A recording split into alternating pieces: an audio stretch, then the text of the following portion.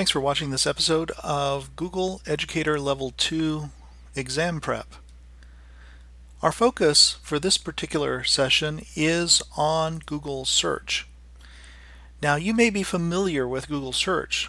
What you may not be as familiar with is Google Advanced Search. So in today's session, we're going to sort of explore Google Advanced Search. The exam expectations for Google Advanced Search really include three things, and there's also a few other additional tricks that you can take advantage of. For example, you're going to want to take a look at Advanced Search and how to do a advanced search. It's not really an incredibly obvious thing. And then you need to be able to search by a file type, color, date, and usage rights. Now, there's a lot of other additional tricks that are shared online in this particular document. And if you scroll down here to additional resources, you'll find that you can do searches by weather, dictionary. You can even do calculations. You can do unit conversions, how to set a timer, create instant maps, and then some of the additional search operators like file type and image search. To get started, let's go ahead and jump over to Advanced Search. Now you'll notice that I jumped straight to Advanced Search. If you go to a standard Google search, you may see that there's not a lot of, it's not really obvious what you see here. I don't see Advanced Search anywhere. Even if let me see, if I type in Advanced Search, maybe I'll be able to pull that up. There it is, Google Advanced Search. If you memorize the address, it's google.com/advanced_search. So I really get the sense that Google is maybe not making this as prominent. But as you can see, you've got all your examples of how to do a search over on the right hand side of the screen. So if I want to find pages with these words, tricolor, rat, and terrier, if I use words or phrases, I need to put quotes around them. You can also do a sort of a Google Math, I think is what they call it, where you can add minus signs to remove words that you don't want. And you can put periods between numbers and add a unit of measure. So just something to think about when you're working on this. You can also narrow your search by language, by region, perhaps when it was last updated. You can filter explicit results, which can be quite handy, or you can show most relevant results. And when you're doing a file search, you can search on any one of these particular types. If there's another type that you need, you can certainly just type in file type, colon, and then whatever it is that you're looking for. So these are some of the searches that are there. Also notice there's usage rights, and this sort of ties into Creative Commons copyright. With usage rights, you can see not filtered by license, feel free to use or share, feel free to use, share, or modify. So all of these are available for you to do. And what you can do is just, if you're looking for, let's say I did a search on blended learning. The way this search would probably work out would be any web pages with blended and learning. So if I put that here and instead I put quotes around that, it would actually find this phrase, blended learning. Now if you're thinking I can do this in the regular search, the answer is yes, you can, as long as you know what the shortcuts are. The advanced search then becomes really a reference tool for you to take advantage of. So you can see in the regular search I have blended learning in quotation marks, and I can choose to, if this is an image search, I can click on images. And notice because I started out with advanced search, I have images labeled for non-commercial use or reuse. And of course I can also choose to just say labeled for reuse, and now I've got a different set of pictures that I will be able to access. Here are some that are labeled for use with modification, etc. Now, if you're working on a regular Google search, let me just jump back here to get to blended or to my advanced search. If you're working off a regular Google search, you can just do the file type, and I can just do something like docx blended learning.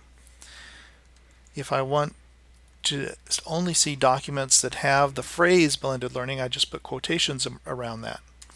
When I press enter, you can see that my results should come up, and everything I see is going to be a doc, and it's going to have blended learning in the title or perhaps in the text. As you can see here, there's quite a few documents that are blended learning, and so they are all in document format. So that's just a quick way to pull up and do a search. I can also do a quick search on PowerPoint, and again I'm going to get these results here.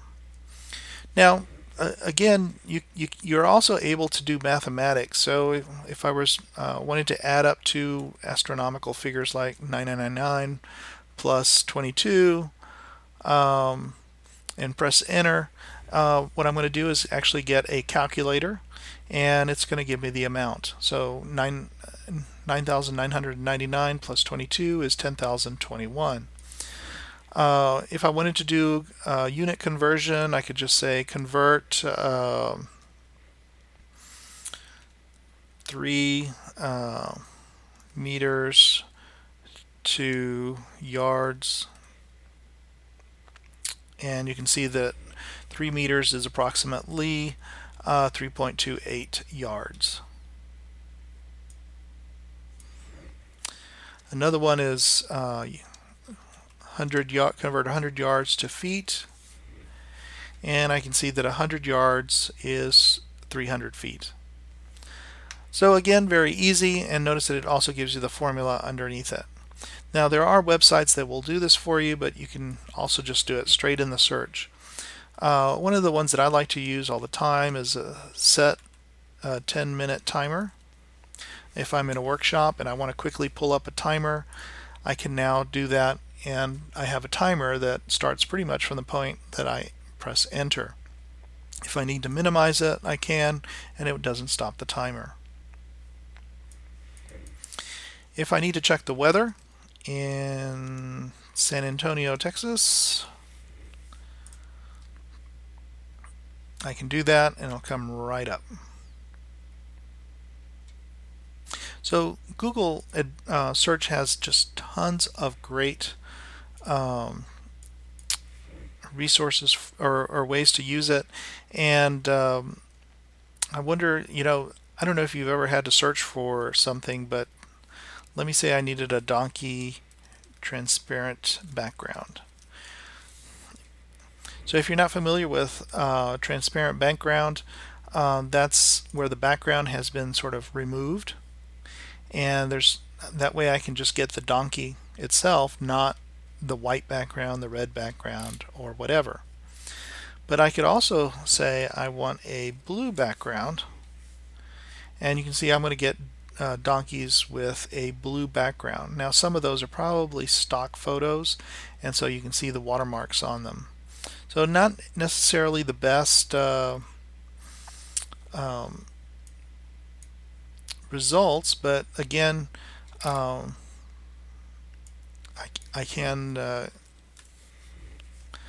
customize and get different backgrounds and colors. So there are a lot of different things. Just give it a try, and of course what's neat is that when you do a search, you can switch between images, shopping, videos, news, and whatever your search term is, it's going to pop right up. If you need to review some of the sort of the keywords or things like that, you can certainly come back to your advanced search and take advantage of that. One of my favorite tools, especially when I'm doing a search on a website, might be, let's say I wanted to find something related to Hattie. and the site that I want the search to happen on is tca.org. Notice I didn't type in www or https. I just did Hattie space site colon tca.org. When I press enter, since I was on image search, it actually pulls up all of the images that have been shared on Hattie, and then I could choose to click on one of those, or if I want web pages, I can pull those up as well. Notice that everything that's coming up has something to do with Hattie. It mentions Hattie in there. Okay, so those are just some of the quick points that I've shared here, and again, you can find a quick overview of those here and the link to Google Advanced Search. Try doing a few searches. Maybe when you're in your Google Advanced Search, change the licensing and see what comes up.